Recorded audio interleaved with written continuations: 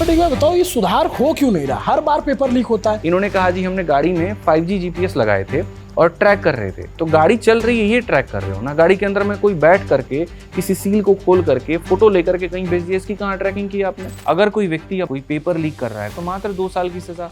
होता क्या है कि थोड़ी सी जांच शुरुआत होती है, फिर उसके बाद में जैक लगाया जाता है, फिर उसके बाद में बाहर आ जाते हैं। देखते हैं तो लगता है भरोसा बचता है सिस्टम के ऊपर। देख करके ऐसा लगता है कि पूरी तरीके से सरकार का ध्यान चुनाव में है और राज्य को जीतने में है। 5 साल में कितने पेपर लीक देख चुके हो आप? बहुत सारे, सैकड़ों के करीब में। को लगता है कि ये कभी सुधर सकता है कि पेपर लीक ना हो? क्योंकि इससे बड़ा तो कोई क्राइम ही नहीं है ना। फिर एसएससी ने तो अपनी तानाशाही ऐसी कर दी है, ठीक है, कि भैया तुम लड़ते रहो जा करके कोर्ट में, हमको उससे फर्क ही नहीं पड़ता है। ज्वाइनिंग लेटर पकड़ाएंगे सीधा, लोग नौकरी करेंगे और बाद में सब भूल जाएंगे। और शिक्षा मंत्री तो कह रहे थे बिहार के कि एजुटेशन की जरूरत क्या है। आप लोग प्रोटेस्ट क्यों कर रहे हो? नारी बंधन तो हो ही रहा है। उनसे ये भी पूछे कि अपने बच्चों को वो क्यों पढ़ा रहे हैं। गुजरात में बीते सालों में बहुत सारे पेपर लीक हुए, तो जिसके लिए गुजरात मॉडल बताया गया वो मॉडल भी पेपर में फेल है। तमाम जगहों पे जो पेपर हो रहे हैं वो फेल है, लीक हो रहे हैं। तो अब बच्चे पढ़ें, परीक्षा की तैयारी करें, कोर्ट में वकील करें, टीचर को फीस दें कि वो सड़कों पे लाठी खाने के लिए हल्दी प्याज मलें, करें क्या? कहीं पर किसी भी तरीके से मुझे नहीं लगता कि एक मंशा दिखती हो आयोग की या फिर सरकार की कि इस भर्ती को पूरे तरीके से सही से कराना चाहते हैं। अच्छा एक बात बताइए, जैसे आप लोग इतना मुखर होकर बोलते हैं तो आप लोगों के ऊपर प्रेशर आता है, टीचरों के ऊपर प्रेशर आता है कि मत बोलो, शांत रहो, तुम्हारी कोचिंग है? पूर्ण रूप से आता है। अभी मेरे ऊपर में 2.5 करोड़ का डिफेमेशन का केस भी हुआ है। मैं अभी जब आपसे बात कर रहा हूं तो मेरे पास एक बच्चे का मैसेज आया, भैया हमारे छोटे भाई का पहला अटेम्प्ट था और वो खुश था, उसने मिलान किया, उसका 680 अंक आ रहा था, कोटा में सारे टीचर से मिलकर घर आ गया, बहुत खुश था, मगर आज 1 बजे पता चला एग्जाम कैंसिल हो गया। तब से सिर्फ रो ही रहा है। वो रोएगा ही, क्योंकि उसकी मेहनत और उसके ऊपर में तमाचा है। बात ये नहीं है वहां पर कि कैंसिल हो गया तो चलो दोबारा मौका मिल जाएगा पेपर देने के लिए। हर दिन हर किसी का एक जैसा नहीं होता है। लेकिन बच्चे क्या रिएक्ट करते हैं जब कोई पेपर लीक होता है? आपका तो डायरेक्ट इंटरेक्शन होता है। बच्चों का धीरे धीरे ना सर विश्वास उठता जा रहा है। एसएससी में पिछले साल तक तैयारी करने वाले जितने छात्र थे, लगभग इस बार उसके आधे हो गए। राजनीतिक दल के लोग कहते हैं ये खतरे में है, वो खतरे में है, लेकिन नीट का पेपर कैंसिल होने के बाद अब दोबारा परीक्षा होगी तो पता चलता है कि इस देश के बच्चे खतरे में हैं। वो बच्चे जो सालों तक एकदम टकटकी लगा करके तैयारी करते हैं। 22 लाख से ज़्यादा बच्चे जो पेपर दिए, जो अपीयर हुए, तैयारी करने वालों को छोड़ दीजिए, जब पेपर कैंसिल हो जाता है तो उनके ऊपर आघात होता है। और हमने कहा कि हम किसी चीज़ पे बात नहीं करेंगे, सिर्फ इस पे मुद्दे पे बात करेंगे, इससे ज़्यादा ज़रूरी मुद्दा है ही नहीं कोई। हो सकता है लोगों को किसी और चीज़ पे बात करनी हो, ये दिखाएं वो दिखाएं, नहीं, ये इससे बड़ा इशू कुछ है नहीं। और इसीलिए न्यूज़ पिंच लगातार तमाम उन टीचर्स को बुला रहा है, उनसे बात कर रहा है जो बच्चों की आवाज़ बनते हैं, जो मुखर होते हैं, जो सिस्टम से सवाल पूछते हैं। हमने देखा बीते दिनों जो आंदोलन करते हैं, जो लड़ते हैं, सड़कों पर आते हैं, ताकि क्योंकि वो बहुत छोटे बच्चे हैं, 12th का 11th का पास बच्चा आंदोलन नहीं कर सकता है, वो प्रेशर नहीं क्रिएट कर सकता सरकार पे। लेकिन जो लोग पेपर लीक माफिया हैं, आगे से ऐसा ना हो, उनको सज़ा हो, इस वजह से हम उन टीचर्स को बुला रहे हैं। वो अपनी बात रखेंगे ताकि सरकार के, सिस्टम के अधिकारियों के कानों पे जूं होंगे। ऐसे ही बहुत ही मुखर और बहुत ही कमाल के टीचर आदित्य रंजन सर हैं, स्वागत है सर। धन्यवाद सर यहाँ बुलाने का। एक और पेपर लीक हो गया, हमने देखा कि आप लोग एसएससी के पेपर में बहुत मेहनत की, आप लोगों ने बहुत हर तरीके की लड़ाइयाँ लड़ी। अब जब ये एक पेपर लीक हो, वो भी राष्ट्रीय स्तर का, देखते हैं तो लगता है भरोसा बचता है सिस्टम के ऊपर। देख करके ऐसा लगता है कि पूरी तरीके से सरकार का ध्यान चुनाव में है और राज्य को जीतने में है, लेकिन वो यहाँ पर लोगों के सपनों को पूरा नहीं कर पा रहे हैं। जो बच्चे जो एकदम प्यारे प्यारे हैं, जिनकी अभी सही से उम्र भी नहीं हुई है, ठीक है, कुछ सोचने समझने की, जैसे कि आपने बताया कि मोटे मोटे चश्मे पहन करके वो कोटा में आपने देखा तैयारी करते हुए उनको, ठीक है, वैसे बच्चों का एक सपना होता है कि अपनी मेहनत के दम पर हम एक बढ़िया सा कॉलेज प्राप्त कर पाएंगे और हम वो सपना पूरा कर पाएंगे, जो डॉक्टर में बनना है वो बन पाएंगे। ऐसे में यहाँ पर इस तरीके की जब चीज़ें होती है तो उनके सपनों को ना सिर्फ रौंदा जाता है, बल्कि बढ़िया तरीके से कुचल करके ख़त्म कर दिया जाता है कि आगे वो किसी चीज़ की और हिम्मत ना कर पाए। तो जितना ध्यान बाकी राज्यों को जीतने में है, जितना ध्यान वहाँ पर अपना फतेह करने में है, अपना झंडा लहराने में, मुझे लगता है कि उससे कई गुना ज़्यादा ध्यान इस आने वाली पीढ़ी पर अगर सरकार दे तो शायद ये चीज़ें कभी ना हो। सर आप कितने साल से पढ़ा रहे हो? मुझे लगभग 5 साल हो गए। 5 साल। 5 साल में कितने पेपर लीक देख चुके हो आप? बहुत सारे, सैकड़ों के करीब में। मुझे तो लगता है कि आप ये पूछिए कि बिहार में कौन ऐसा पेपर हुआ है जो सही से हो गया है। लगभग सारे के सारे पेपर लीक ही हो रहे हैं। इसके अलावा अगर हम एनटीए को भी देखें तो 2024 में भी उसके ऊपर में मामला उठा था पेपर लीक का। 2025 में उन्होंने इतना टफ क्वेश्चन सेट कर दिया कि मतलब वो टीचर्स या बाकी किसी के सॉल्व करने वाली बात ही नहीं थी, तो उस तरीके से उन्होंने मामला शांत कर दिया। और 26 में तो अभी आपने देखा कि खुद ही पेपर कैंसिल कर दिया। आप लोग को कभी ऐसे आपस में जब चर्चा करते हो तो ऐसा चर्चा करते हो कि यार चांद पर जाने की बातें हो रही हैं, मंगल पे इंसान बसाने की बातें हो रही हैं, हमारे देश के तमाम राज्यों में पेपर ढंग से नहीं हो पाते। मतलब मैं खुद देखा हूँ, मैं प्रयागराज का हूँ, मैं देखा हूँ कैसे प्रतियोगी छात्र तैयारी करते हैं। मेरे दोस्त यार तैयारी करते थे, पहले नोटिफिकेशन नहीं आएगा किसी भर्ती का, सालों तक इंतज़ार करो, भर्ती आ गई तो पेपर बहुत देर में होगा, रिटर्न हो गया तो इंटरव्यू नहीं होगा, इंटरव्यू नहीं हुआ कि जिसमें फिजिकल होता है फिजिकल का देर से हो रहा है, फिर आ गया तो फिर पता लगा उसमें मुकदमा हो जाता है, फिर वो जाएगा single bench, double bench, high court, supreme court. अभी आप देखेंगे यूपी के कई मामले चल रहे हैं, बिहार में भी आपने बताया। तो आप लोग को लगता है कि ये कभी सुधर सकता है कि पेपर लीक ना हो, क्योंकि इससे बड़ा तो कोई क्राइम ही नहीं है ना। फिर आज के समय अगर आप देखें तो जो सबसे बड़ा मध्यम वर्ग है उसका एकमात्र उसके पास में एक ही हथियार है मुख्य धारा में आने का, और वहाँ के बच्चों का है कि वो सरकारी नौकरी, क्योंकि वो एक बहुत ही कम पैसे के अंदर में तैयारी हो पाती है और अच्छे पद पर आप जा पाते हैं जहाँ से कई पीढ़ियों को आप आगे लेके जा सकते हैं। अब ये सरकारी नौकरी के भी कई सारे पैमाने हैं, कुछ केंद्र की भर्ती हैं, कुछ राज्य की भर्ती हैं। केंद्र में अगर हम बात करें तो एसएससी है, रेलवे है, बैंकिंग है, और स्टेट में अगर हम बात करें तो जैसे आपने बिहार में कहा, यूपी में कहा, सारी भर्तियां हो गई। जब हम इन सभी भर्तियों में देखेंगे ना तो ऐसी कोई भी भर्ती मुझे ऐसी नहीं मिलती है जो एकदम स्पष्ट तरीके से सारा का सारा पेपर करा पाए। और नॉर्मली इनमें जो तैयारी कर रहे बच्चे होते हैं वो एसएससी की भी फॉर्म भरते हैं तो रेलवे का भी फॉर्म भरते हैं। अब जब सरकार को ये बात पता है कि ना सिर्फ इससे केंद्र परेशान है बल्कि राज्य की सरकार भी परेशान है, सारे एग्जाम जो हैं वो प्रभावित हो रहे हैं, तो उनको इसके ऊपर में सोचना चाहिए कि हम किस तरीके से और बेहतर परीक्षा को करा पाएं। लेकिन उसका सॉल्यूशन वो क्या ढूंढते हैं कि बच्चा कोर्ट में जाएगा, first bench, second bench, third bench, उससे बेहतर है रोजगार मेला लगाओ और फटाफट सबकी ज्वाइनिंग पकड़ाओ, बाद में हम अपना कोर्ट में देखते रहेंगे। एसएससी ने तो अपनी तानाशाही ऐसी कर दी है, ठीक है, कि भैया तुम लड़ते रहो जा करके कोर्ट में, हमको उससे फ़र्क ही नहीं पड़ता है। ज्वाइनिंग लेटर पकड़ाएंगे सीधा, लोग नौकरी करेंगे और बाद में सब भूल जाएंगे। ये आलम अभी एसएससी के अंदर में भी हो रखा है। ऐसे अगर बाकी परीक्षाओं की बात करें तो बिहार में अगर आप जाकर के बिहार एसएससी का देखें तो जैसे चुनाव आता है वैसे उनकी वैकेंसी बढ़ाने की बात हो जाती है, एक छोटा सा लॉलीपॉप दे दिया जाता है, फिर उसके बाद में थोड़े से फीस और कम कर दिए जाते हैं और लॉलीपॉप दे दिया जाता है। आज के समय अगर खाली उसके नोटिफिकेशन को आप जाके इकट्ठा करेंगे ना तो एक मोटा सा फाइल बन जाएगा। पिछले लगभग 2 से 3 सालों के अंदर में 40 से ज़्यादा नोटिफिकेशन आ चुके हैं। 1.5 साल 2-2 साल तक लोगों को फॉर्म भरने का समय दिया जा रहा है। ये कहाँ पर ऐसा होता है? कौन सा पूरे विश्व का लोग आकर के उसको फॉर्म भर रहा है? छोटा सा एक राज्य है, वहाँ सीमित जनसंख्या है, सीमित से लोग हैं वहाँ पर फॉर्म भरने के लिए, लेकिन हर चीज़ में उसको और लंबा प्रक्रिया करते जा रहे हैं। तो कहीं पर किसी भी तरीके से मुझे नहीं लगता कि एक मंशा दिखती हो आयोग की या फिर सरकार की कि इस भर्ती को पूरे तरीके से सही से कराना चाहते हैं। और अभी ये लॉलीपॉप पटना की सड़कों पे भी बट रहा था, दौड़ा दौड़ा के दे रहे थे टीआरई 4 वालों को। आप पेपर सही तरीके से करा नहीं सकते, और उसके बाद में अगर जो व्यक्ति अपने हक के लिए जाता है आवाज़ उठाने, हक के लिए जाता है वहाँ पर बात करने, और वहाँ पर जाने के बाद में आप क्या करते हैं तो बढ़िया तरीके से लाठीचार्ज आप करते हैं। और देखिए जो पुरुष व्यक्ति है, मतलब जो एक मेल कांस्टेबल है, वो लड़कियों पर भी लाठीचार्ज कर रहा है, दौड़ा दौड़ा करके मार रहा है। एक तरफ हम बात करें महिला सशक्तिकरण की, एक तरफ में बेटी बचाओ बेटी पढ़ाओ, और दूसरी तरफ में जब उस बेटी के साथ में गलत हो रहा है, जब वो दिन रात मेहनत कर रही है, अपने घर वालों से लड़ करके, झगड़ करके, अपने साथ कॉम्प्रोमाइज़ करके, ठीक है, कई सारी चीज़ें कि ठीक है घर की चीज़ों पर ध्यान ना देके मुझे अपने करियर पर ध्यान देना है, आए दिन वो सपने के साथ में लड़ रही है, और जब उस पेपर में गलत हो रहा है, जब उसके बाद में वहाँ एग्ज़ाम का डेट नहीं आ रहा है, वो अपने हक के लिए अपने सरकार से वहाँ जा करके बोलती है, और सरकार भी आश्वासन देती है। आजकल तो नया ट्रेंड चला है कि हमको मामा बोलो, हमको भैया बोलो, हमको ये बोलो, और जब वो उसी आधार पर अपने मामा भैया चाचा से जब वो बात करने जाती है, वो आवाज़ उठाने जाती है, तो वही मामा भैया चाचा जो है अपने अधिकारियों को भेज करके बढ़िया से पिटवा देते हैं कि नहीं नहीं बोलो बस, ठीक है, लेकिन यहाँ पर पब्लिकली आवाज़ उठाने की जरूरत और नहीं। शिक्षा मंत्री तो कह रहे थे बिहार के कि एजिटेशन की जरूरत क्या है, आप लोग प्रोटेस्ट क्यों कर रहे हो, नारी बंधन तो हो ही रहा है। उनसे ये भी पूछे कि अपने बच्चों को वो क्यों पढ़ा रहे हैं, काहे विदेश में ले जा करके पढ़ाते हैं, यहाँ पर वो भी उनको सेम ज्ञान दें कि कोई दिक्कत की बात नहीं है। प्रॉब्लम यहाँ पर क्या है सर, हम अपने लिए है ना बड़ा बेस्ट सोच लेते हैं, लेकिन जब दूसरा यहाँ पर करता है तो उसको फालतू का ज्ञान देते हैं। मतलब ठंडी से बचने का उपाय प्याज कभी हो जाता है, ठीक है, गर्मी से बचने का गर्मी से बचने का जो उपाय है वो प्याज हो जाता है। तो यहाँ शिक्षा प्रणाली में सुधार नहीं होगा तो उसके लिए बस यहाँ पर ही उपाय कर दो कि आप सड़क में मत आओ। इन चीज़ों से कह करके आपको भी पता है कि आप बेवकूफ़ी भरी बातें कर रहे हो, और लोग भी इतने पढ़े लिखे हैं, सब समझ में आ रहा है, तो इससे क्या सुधार हो जाएगा? नहीं होगा वहाँ पे।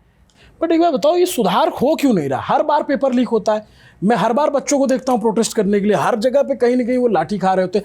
आप जैसे टीचरों को मैंने देखा है कि एसएससी के दौरान तो आप लोगों ने ज़बरदस्त प्रोटेस्ट किया, कुछ उसका लाभ मिला आप लोगों को? दो चीज़ें हैं सुधार नहीं होने का। एक तो मुझे लगता है कि सरकार की थोड़ी मंशा इसके ऊपर में और क्लियर हो, शिक्षा के ऊपर में और ज़्यादा ध्यान दे, क्योंकि कई सारे स्पीचेस जो हम अपने पीएम के भी सुनते हैं और बाकी लोगों के भी सुनते हैं, तो उससे थोड़ा सा ये लगता है कि वो गवर्नमेंट सेक्टर्स के ऊपर में बहुत ज़्यादा ध्यान नहीं देना चाहते हैं। हमेशा ऐसा महसूस होता है कि बिजनेस वाले सेक्टर को बढ़ाना चाहते हैं। मतलब ऐसा मुझे भी फील होता है, तैयारी कर रहे छात्र को भी होता है। ऐसा लगता है कि यार है ना, ये सरकारी नौकरियाँ धीरे धीरे खत्म करने के कगार पे हैं।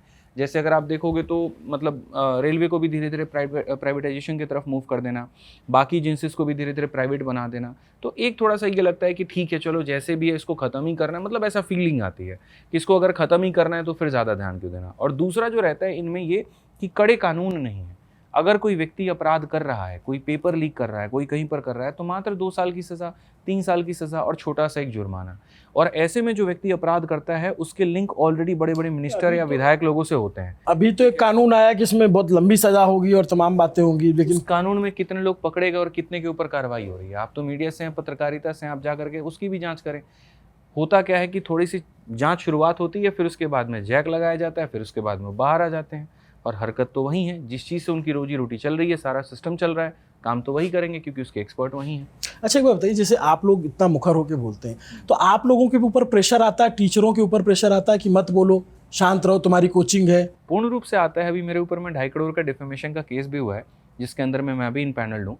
जब एडिक्विटी के खिलाफ हमने बात कही थी और जब हमने पूरी तरीके से एक्सपोज किया था उनके पेपर के कराने के पैटर्न को लेकर के, कैसे हमने ये बताया था कि वो सेंटर से कॉम्प्रोमाइज़ करते हैं अपने आप को, कैसे हमने बताया था कि वो जो होता है पेपर उनका लीक होता है, ठीक है, लैपटॉप से कनेक्ट करके कैसे कोई दूसरा व्यक्ति पेपर दे रहा होता है, और सब चीज़ सिस्टम की व्यवस्था हमने बताई थी कि क्या हालत वहाँ ख़राब है, ठीक है, पेपर की हालत कैसे है, सेंटर कितने कितने दूर पर हैं, वहाँ वाईफाई सही से नहीं चल रहा है, किस तरीके से लोग वहाँ वीडियो बना पा रहे हैं, कितना तोड़-फोड़ वहाँ हो रहा है। ये तमाम तरह की बातें जिससे बच्चे परेशान थे और जो वास्तविकता थी सबूत के साथ हमने रखे थे, तो उसका परिणाम ये मिला कि एक मानहानि का केस होता है, उसके अंदर में काफ़ी सारे लोग होते हैं, उसमें हमें भी सम्मिलित किया जाता है और लगभग 2.5 करोड़ के मानहानि का केस है।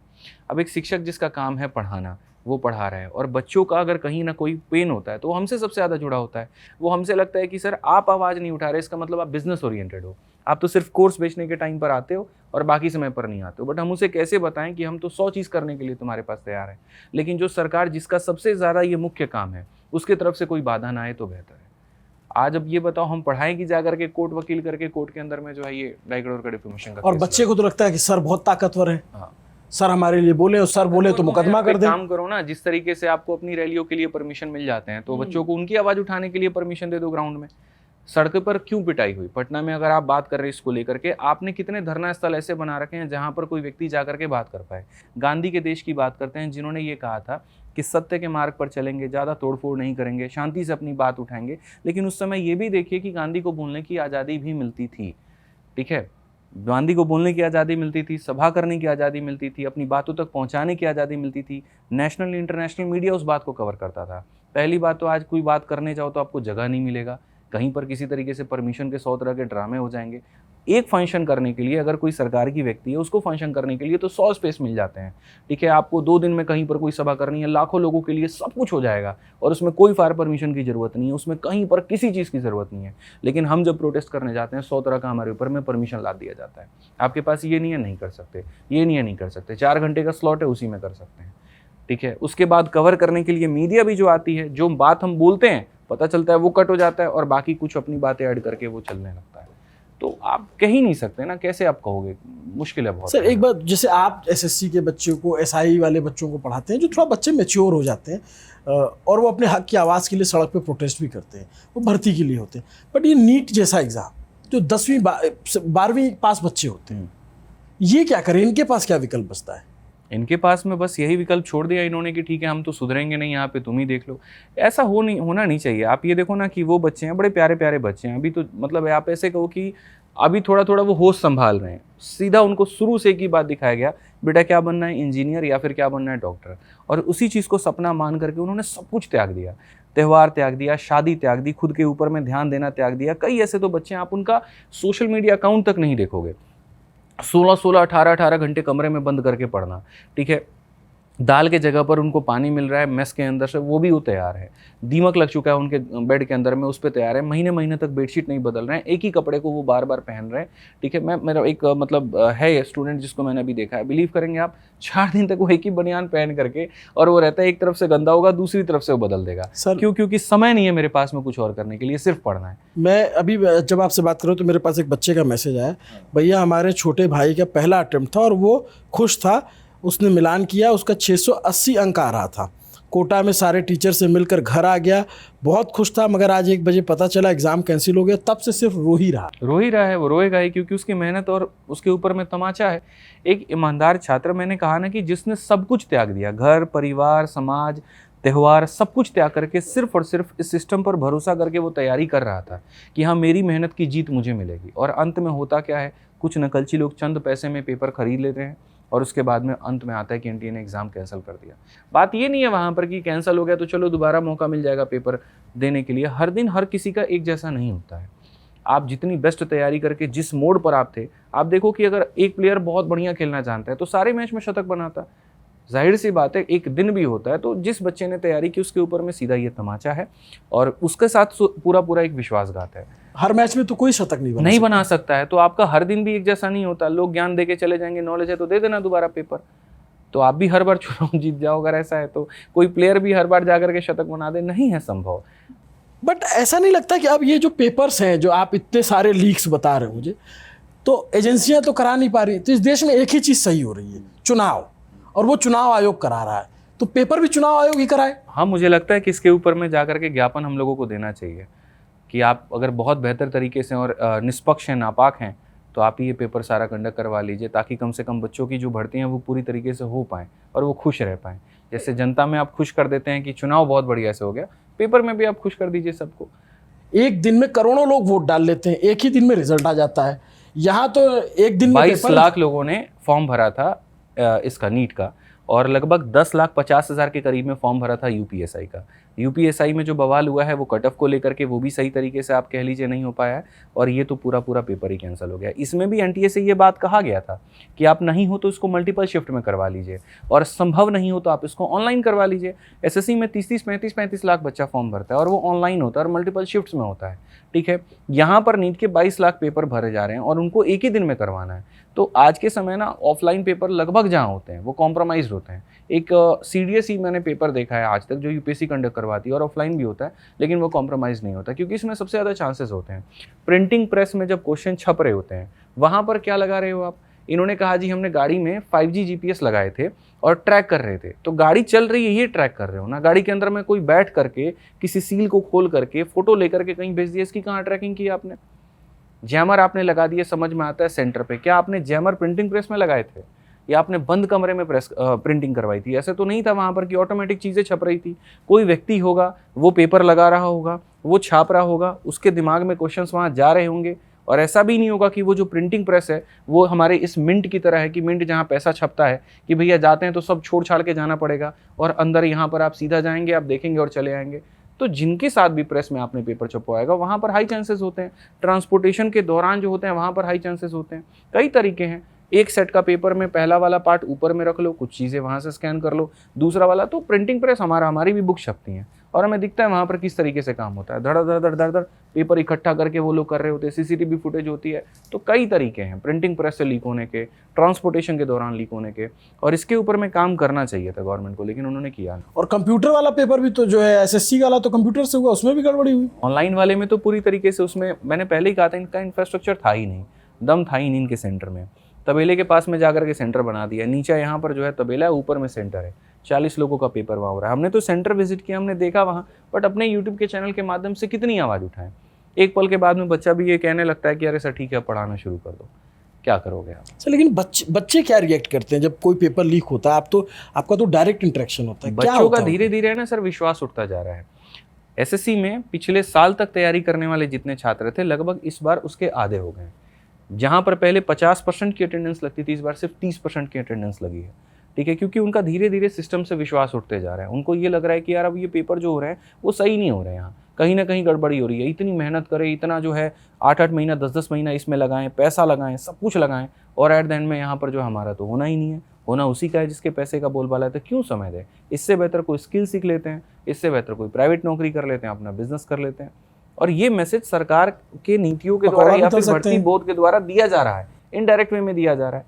नहीं तो अगर मान लीजिए कोई चीज़, अगर मान लीजिए पेपर लीक होता है और आपके इंटेंशंस बहुत क्लियर है, तो आप एक मैसेज लेकर के आओ ना। पहले तो उन लोगों के ऊपर में आप कार्रवाई कराते हो, तो सामने लाओ, सामने ला करके वहां पर दिखाओ कि हाँ भाई ये वो लोग थे, इनके ऊपर हमने ये सजा दी और देखो ये सड़ रहे हैं। बाकी लोगों का भी तो उदाहरण आप दे सकते हैं। बट सर, मैं अक्सर देखता हूँ, आप तो लगातार पढ़ा ही रहे हो, मैं देखता हूँ कि पेपर लीक होता है, एक अगर मान लीजिए 2-4 साल बाद कहीं और लीक हुआ, तो जिस व्यक्ति का नाम उधर रहा होगा वही व्यक्ति उधर मिलेगा, क्योंकि ये पूरा गिरोह है। और जो व्यक्ति के ऊपर में कार्रवाई अभी नीट के ऊपर में हो रही है ना, मैं गारंटी कहता हूँ, आप जाकर के उसका ट्रैक रिकॉर्ड निकालो, उसके ऊपर में FIR या बाकी चीजें नहीं मिली होंगी, तो आप कहना पॉसिबल ही नहीं है सर। ये बड़ा नेटवर्क है। इसके पीछे अब मुझे ऐसा लगता है, ऐसा पर्सनल मेरा मानना, आप अपना ओपिनियन दे, मुझे ऐसा लगता है कि ये कोई वोट बैंक नहीं है, ये कोई प्रेशर, स्टूडेंट जो है वो कोई प्रेशर नहीं क्रिएट करते हैं, या कोई प्रेशर ग्रुप नहीं है। इस वजह से सरकारें लगता है हाँ ठीक है, क्योंकि किसी भी पार्टी की सरकार आ जाए, कोई भी सत्ता में रहे, मैं राजस्थान में देखा, इससे पहले कांग्रेस की थी, फिर बीजेपी की आई, अब सीकर में पेपर लीक हुआ, MP में हमने देखा बीजेपी की सरकार है, यूपी में अभी आप देख रहे हैं कि SI भर्ती को लेकर के बड़ा विवाद है, उससे पहले कितने सारे पेपर्स हुए। तो ये वोट बैंक ना होना नुकसान कर रहा है क्या बच्चों को? ये भी एक कारण हो सकता है, क्योंकि वोट तो जाति और धर्म में बंट के दिया जाता है।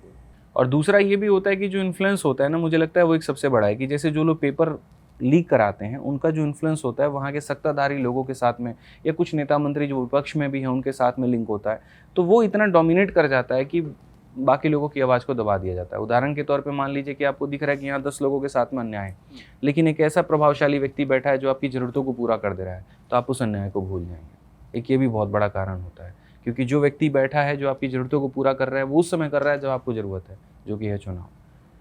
तो इसलिए कई बार उस चीज़ों को ज़्यादा कंसिडर किया जाता है, ना कि बाकी लोग चीज़ें हो रही हैं, क्योंकि वहाँ से पैसा इधर है, यहाँ से पैसा इधर है, तो कई चीज़ें तो आप लोग तो बहुत ही असहाय महसूस करते हो कि मतलब टीचिंग इज फ्रस्ट्रेटिंग जॉब लगने लगता होगा। फ्रस्ट्रेटिंग लगता है, जिस चीज़ को एंटरटेनिंग किया, जिस चीज़ को हमने ऐसा माना कि यार इससे बेहतर कुछ भी नहीं है।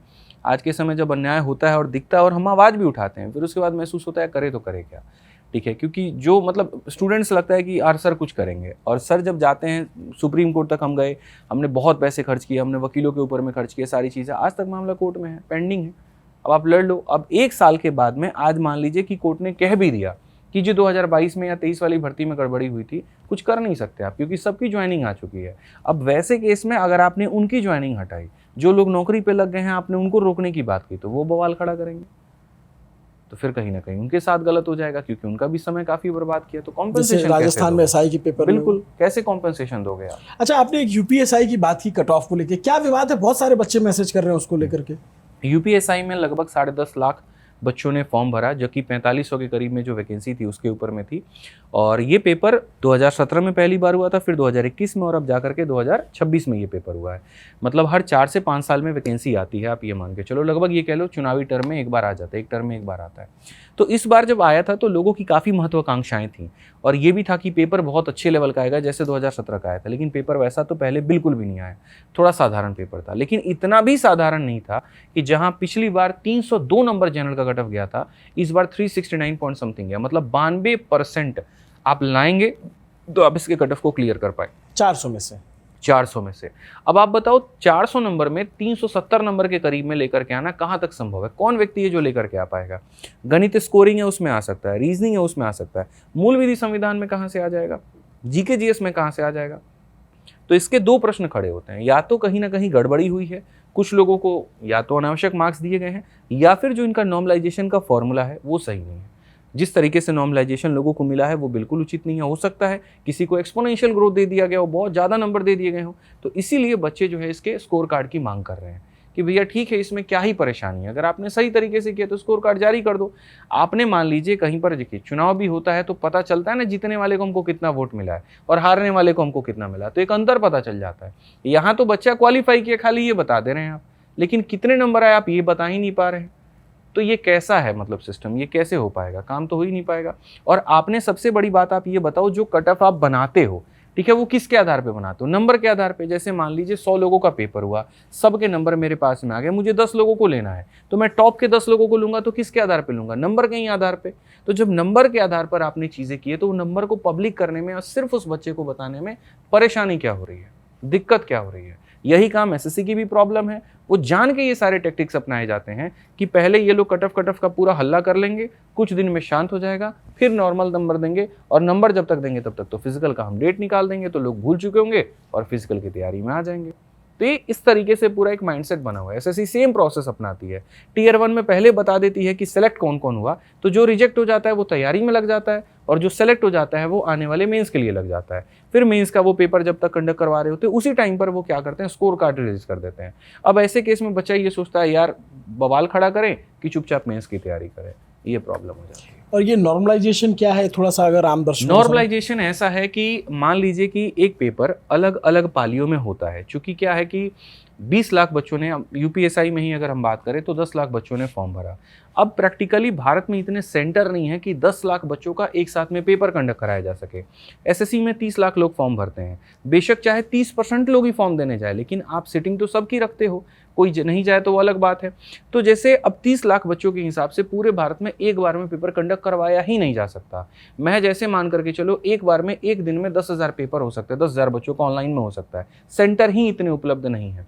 तो उसी को 30 लाख को तोड़ तोड़ के, मतलब 20 दिनों तक, 25 दिनों तक, 10 दिनों तक, जिसकी जैसी स्ट्रेंथ होती है उतने में पेपर होता है। तो किसी शिफ्ट का पेपर बहुत टफ आ जाता है, किसी शिफ्ट का पेपर बहुत आसान आ जाता है। ऐसे केस में जिनका पेपर आसान आया वो तो ज़्यादा नंबर लेकर के आ जाएंगे, और जिनका टफ आया उनके कम नंबर लेकर आएंगे। तो इसमें क्या होता है, एक तरीके से डिफरेंस पैदा हो जाता है। उस बच्चे की क्या गलती है जिसका पेपर टफ आया, तैयारी तो वो भी करके गया था। तो इसी को बैलेंस करने के लिए एक नॉर्मलाइजेशन का फॉर्मूला सेट होता है। उस फॉर्मूले के अंदर में ये देखा जाता है कि किस शिफ्ट का पेपर का एवरेज स्कोर क्या था।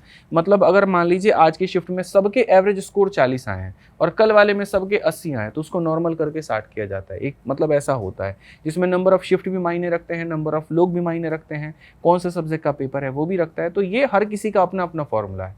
एसएससी का अपना फॉर्मूला है, रेलवे का अपना फॉर्मूला है। प्रक्रिया कितनी पारदर्शी है, ये क्लियर होता है। एसएससी अपना पूरा वेबसाइट पे डाल देती है कि हम इस फॉर्मूले का यूज करते हैं, लेकिन वो फॉर्मूले को समझा कैसे जाए ये नहीं बताती है, वो आप खुद से समझ लो। और ये तो जैसे आप कह रहे हैं एसआई वाला रिजल्ट आया, तो इसमें प्रॉब्लम क्या है कि बता दिया जाए कि हाँ इतने नंबर हैं? तो प्रॉब्लम वो सरकार आयोग जाने ना, वहां पर जो राज्य चयन आयोग, अधीनस्थ आयोग है, यूपीपीआरबी जो है हमारा भर्ती बोर्ड जो है, उसको बताना चाहिए कि भाई उसको क्या दिक्कत आ रही है। क्योंकि पिछली बार भी जब पेपर को लेकर के आवाज़ उठी थी, जब 60,244 वैकेंसी आई थी पुलिस कांस्टेबल की, उसमें भी टेलीग्राम के ऊपर में क्वेश्चन सर्कुलेट होने शुरू हो गए थे। और शुरू में तो आयोग मान ही नहीं रही थी, बट बाद में फिर हम लोगों ने सब ने जाकर के लखनऊ की इको गार्डन में प्रोटेस्ट किया था, और उस समय फिर उसके बाद में आया था भर्ती बोर्ड का कि हम ये पेपर कैंसिल कर रहे हैं। तो सारी चीज़ें जो है वो आयोग के हाथ में ही है। पेपर को रद्द करना या स्कोर कार्ड जारी करना है, सब कुछ करना, तो इसका जवाब आयोग ही देगी। मुझे लगता है कि आपको एक उनका इंटरव्यू करना चाहिए भर्ती बोर्ड का, उनसे पूछना चाहिए कि बार बार ऐसा क्यों हो रहा है। और करने जाइएगा तो हमारे बिहार के भी कुछ भर्ती बोर्ड के लोगों से आप ज़रूर मिलिए, उनसे भी सवाल करिए कि उनको कितना आनंद आता है कि उनके भवन के आगे जो है जाकर के अभ्यर्थी आंदोलन करते हैं, उनसे गुहार लगाते हैं, उनसे मिलते हैं, और हर बार वो गोली दे करके छोड़ देते हैं। ये भी सवाल ज़रूर वहाँ के, अगर आप तो इतना घूमते हैं तो एक थोड़ा सा वहाँ के जो मंत्री हैं उनसे ये भी सवाल करिएगा कि बिहार एसएससी को यहाँ पर जो है 10 साल की योजना ये लोग क्यों बनाती हैं। देखिए, जब एक टीचर के तौर पे इस तरीके से बात करते हैं मुस्कुरा करके भी, तो बहुत सारा दर्द भी रहता है, और वो लगता है कि इस सिस्टम के आगे एक हताशा है, एक निराशा है कि उससे लड़े तो लड़े कैसे, उससे जीते तो जीते कैसे, और पेपर जो है वो पारदर्शी हो कैसे, जो भर्तियां हो रही हैं वो सही से हो कैसे। और भर्ती तो छोड़ दीजिए, जब नीट का पेपर लीक हो जा रहा है राष्ट्रीय स्तर का, तो राज्यों को क्या कहा जाए, तो कोई उदाहरण ही नहीं समझ में आता। आप गुजरात में बीते सालों में बहुत सारे पेपर लीक हुए, तो जिसके लिए गुजरात मॉडल बताया गया वो मॉडल भी पेपर में फेल है। तमाम जगहों पे जो पेपर हो रहे हैं वो फेल है, लीक हो रहे हैं। तो अब बच्चे पढ़ें, परीक्षा की तैयारी करें, कोर्ट में वकील करें, टीचर को फीस दें कि वो सड़कों पे लाठी खाने के लिए हल्दी प्याज मलें, करें क्या? बच्चों के पास क्या ऑप्शन रह जाता है? और फिर जब टीचर बोलते हैं तो उनके ऊपर मुकदमा हो जाए तो वो क्या करें? कोचिंग चलती है उनकी, उनके ऊपर आप रेड कर दो, उनके ऊपर कुछ कर दो, परेशान करो, सब चुप हो जाए, सब बोले नहीं, सब जय जयकार करते रहें, देश चलता रहेगा। और समस्या यही है कि ये कोई बड़ा मुद्दा ही नहीं बनता। लोगों को लगता है यार ये क्या फालतू की बातें हो रही है। अब जैसे 22 लाख बच्चे हैं और उनका जो परिवार है वो प्रभावित है, बाकी को तो लगेगा कि यार ये क्या, ये लोग जो है न्यूज़ वाले सबको दिखा रहे हैं, इस सब पे बात कर रहे हैं, इनको बुला लिए, बाकी टीचर बुला लिए, इतने बड़े बड़े टीचर बुला करके ज़बरदस्ती का प्रेशर बना रहे हैं। प्रेशर नहीं बना रहे हैं, हम इनकी बात सुन रहे हैं और इनके मुद्दों को समझाने की कोशिश कर रहे हैं कि देखिए एक टीचर यहाँ जब बैठे हैं तो ये हज़ारों लाखों छात्रों की आवाज़ बनकर बैठे हैं। इस पूरे छोटा से न्यूज़ रूम में हज़ारों लोग नहीं आ पाएंगे, लेकिन एक टीचर आएगा तो अपनी बात जितनी मुखरता से, जितने शालीनता से रखता है और उससे ज़्यादा कोई होता नहीं है। लेकिन ये लोग भी इतना प्रताड़ित महसूस कर रहे हैं, तो देश की सरकार को, देश के तमाम सिस्टम को और खुद प्रधानमंत्री नरेंद्र मोदी हो, चाहे शिक्षा मंत्री धर्मेंद्र प्रधान हो, इनको बैठ करके मंथन करना चाहिए कि ये एक तरीके से युद्ध स्तर की चीज़ है।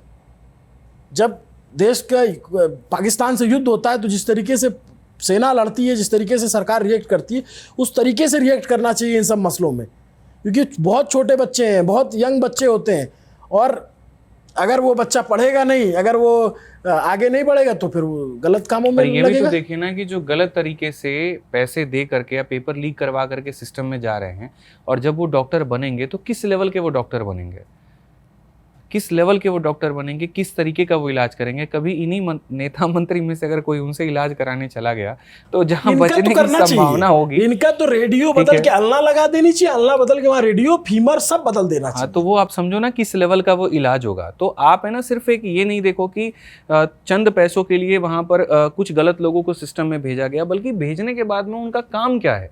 डॉक्टर भगवान का दूसरा रूप होता है, लेकिन अगर ऐसे डॉक्टर चले गए जिनको पता ही नहीं कि कौन से नस में इंजेक्शन देना है, तो वो तो जीते जी व्यक्ति को मार डालेंगे। और इनकी हम रिक्रूटमेंट कहाँ कराएंगे? सरकारी अस्पतालों में। तो कल के दिन ऐसे लोग अगर जाएंगे तो वहाँ पर उस अस्पताल का भी नाम खराब होगा। तो फिर तो लोगों का हर तरीके से हर जगह पर विश्वास उठेगा ना। और ये सोचने समझने वाली बात है कि ये जो चीज़ है छोटी है, लेकिन असर कितना गहरा है। कितनी ज़रूरी बात कही आदित्य सर ने। तो आपको ये पूरी बातचीत कैसी लगी कमेंट करके ज़रूर बताइए। लेकिन सर लास्ट में चलते चलते मैं आपसे ये भी पूछ लेता हूँ, शिक्षक भी आपस में एक नहीं रहते, उनके भी बहुत सारे मतभेद हो जाते हैं। तो कहीं नहीं आपको लगता है कि उससे स्टूडेंट की आवाज़ जो है वो बिखरती है? सर हर एग्ज़ाम के शिक्षकों में आपस में मतभेद नहीं है, कहीं कहीं जगहों पर होता है। और बीच में जैसा हमें लगता है ना कि हमारे बीच में मतभेद हो रहा है, कई बार होता नहीं है, करा दिया जाता है, एक्सटर्नल इन्फ्लुएंस कर दिए जाते हैं कि वो यूनिटी को तोड़ो। 2017 में पूरी तरीके से अलग अलग पार्टियों के द्वारा ये कोशिश की गई थी कि उनको चढ़ा देना, इनको चढ़ा देना, कि ये जो गुट है ये एक रहेगा, फूट डालो राज करो। हाँ, फूट डालो राज करो। लेकिन वहाँ पर ये संभव नहीं हो पाया था। लेकिन अब बहुत ईजिली कोई भी मतलब इन्फ्लुएंस हो जाता है।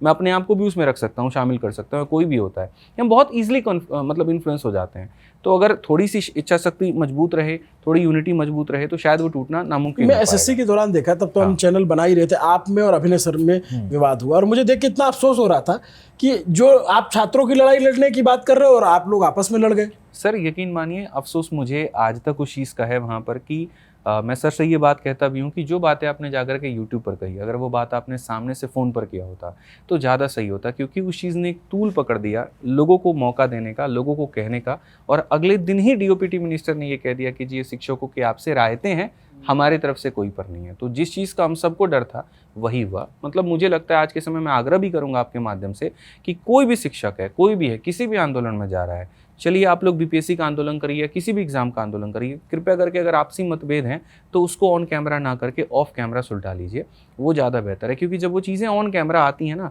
तो बाकी लोगों को एक मौका मिल जाता है उसके ऊपर में आवाज़ उठाने का। मैं आपको सर एक इंसिडेंट बताता हूँ लास्ट में चलते चलते, आपके बिहार का इंसिडेंट है। एक हमारी दोस्त है IPS, उन्होंने इंटरव्यू में बताया मुझे, एक 18 साल का लड़का रहता है, उसको नशा वशा करता है, तो वो जाता है पैसे मांगता है, किसी से नहीं देता है तो उसको गोली मार देता है। फिर 2-4 किलोमीटर दूर जाता है, फिर एक आदमी को गोली मार देता है पैसे के लिए। फिर 5-6 किलोमीटर में, मतलब आधे घंटे के अंदर वो 3 लोगों को गोली मार देता है पैसे के लिए। अगर वो लड़का पढ़ रहा होता, अगर वो किसी कंपटीशन का तैयारी कर रहा होता तो क्या वो ये काम करता? नहीं करता। तो मैं बार बार सभी अध्यापकों से ये कहता हूँ कि आपकी लड़ाई आपस में है ही नहीं, आपकी लड़ाई तो ड्रग माफिया से है, आपकी लड़ाई तो हथियार माफिया से, जो छोटे बच्चों को इस दिशा में ले जाते हैं। आप तो सही दिशा में ले जाते हो सर। लेकिन इसका मैं आपको एक विपरीत परिस्थिति भी बताता हूँ, ज़रूरी नहीं है जो आपने कहा वही हो। कल एक स्टेटमेंट आई एक लड़की की, और यहाँ पर उसने ये साफ खुलेआम पर ये बात कहा, वही BPSC TRE 4 की बात मैं कह रहा हूँ, ठीक है, जब पुलिस ने उसके ऊपर में लाठी बरसाई कि अब मैं अपराधी बनूंगी। शांत रह करके, बढ़िया से पढ़ाई करके, सरकार के आगे अपनी बातें शांतिपूर्ण रखने से मुझे क्या मिला, तो लाठियां लड़की मिली। जो कह रही थी कट्टा ले लूंगी, बिल्कुल, अब मैं कट्टा ले लूंगी। तो वही तो सिस्टम से प्रताड़ित हुई मैं ना वही वो। कह रहा हूँ ना कि पढ़ाना इलाज नहीं है, पढ़ाने के साथ साथ सिस्टम को भी अपने आप को क्लियर रखना पड़ेगा, वो भी एक सॉल्यूशन होगा। सर हम तो 1 लाख बच्चों को पढ़ा रहे हैं, भर्तियां 10,000 हैं, 90,000 सेलेक्ट नहीं हुए, हम लोग अपने आप से उनको मोटिवेट कर देंगे, लेकिन जो सिस्टम जो वहाँ पर है वो भी तो इस बात की आश्वासित करे ना कि कोई बात नहीं, हम अगली जो भर्ती लाएंगे वो और क्लियर होगा और बेस्ट होगा, तो शायद ये लोग कोई और रास्ता ना अपनाएं और तैयारी में लगे। भर्ती तो क्या एक हम आप जानते हैं कि सरकारी व्यवस्था, सबको सरकारी नौकरी नहीं मिल सकती, लेकिन जो पढ़ा लिखा बच्चा होगा उसके गलत रास्ते पे जाने और न पढ़ने की संभावना कम हो जाएगी, जाहिर सी बात है। और ये कई सारे स्टेप्स पर डिपेंड करता है, जैसे प्राइमरी एजुकेशन भी बहुत बेहतर हो, सेकेंडरी एजुकेशन भी बहुत बेहतर हो, साथ में यहाँ पर गवर्नमेंट जॉब की तैयारी बहुत बेहतर हो। जरूरी नहीं है कि जो सरकारी नौकरी की तैयारी करेगा वो सही बन जाएगा, नहीं करेगा नहीं बनेगा। आपको अपने हायर सेकेंडरी पर भी ध्यान देना पड़ेगा, सरकारी विद्यालयों के जो स्तर है वो भी बेहतर, बिल्कुल मैं मानता हूँ, तो जाकर के होंगी चीजें। पढ़ाई लिखाई बहुत जरूरी है और ऐसे बयान जो शिक्षा मंत्री देते हैं, कम से कम ऐसे बयान तो ना ही दें तो वो बेहतर है। और आज जो शिक्षा मंत्री का वीडियो देखा आपने कि उन्होंने, दुख होता है ऐसे व्यक्ति को हमने अपना प्रतिनिधि चुना है जो हमारी ही आवाज की दमन करता है और जो सही को पूर्ण रूप से गलत बताता है। मतलब मंत्री ऐसा होना चाहिए जो प्रोत्साहित करे, अपने दिए नारे को और मजबूत करे कि बेटी बचाओ बेटी पढ़ाओ, हम इसको और मजबूती लेकर के आते हैं।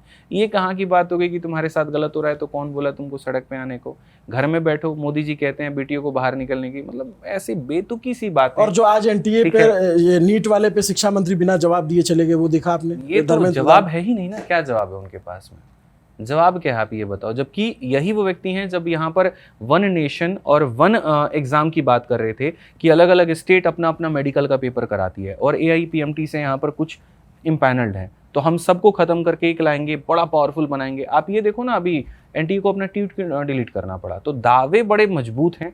जब यहाँ पर कोई चीज़ें गलत होती हैं तो वो उसको डिलीट करते हैं, उसके बाद में उससे स्केप करते हैं। ये नहीं करना चाहिए। फेस करने की ताकत रखो, आप कैमरे में आकर के बात करने की ताकत रखो। तो मुझे लगता है कि मैं या कोई भी व्यक्ति, हमें आने की जरूरत ही नहीं है। हमारा काम पढ़ाना है, हम वो बेहतर करना जानते हैं, वो बेहतर करेंगे।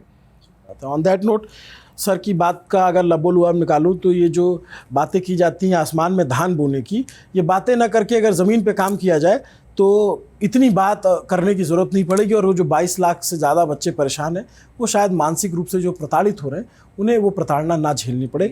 आगे कोई एग्ज़ाम में लीक ना हो, तो जो बच्चे तैयारी करते हैं उनका सिस्टम से भरोसा ना उठे। आदित्य रंजन सर ने बड़ी मुखरता से अपनी बात बड़ी शालीनता से रखी।